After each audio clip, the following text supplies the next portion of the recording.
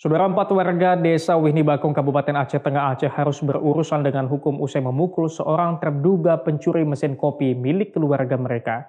Majelis Hakim menjatuhkan vonis hukuman berupa sanksi kerja sosial.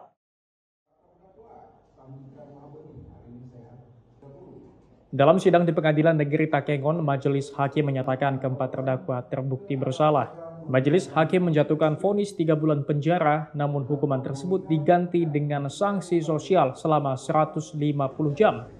Sanksi sosial dilaksanakan di Rumah Sakit Umum Daerah Datu Beru Takengon dengan durasi kerja sosial 5 jam setiap harinya. Menyatakan terdakwa 1-4 terbukti dan juga menjatuhkan pidana pada terdakwa selama masing-masing 3 bulan dan menetapkan pidana tersebut diganti dengan pidana kerja sosial di Rumah Sakit Umum Daerah Datu Beru selama 150 jam. Tim Liputan Kompas TV.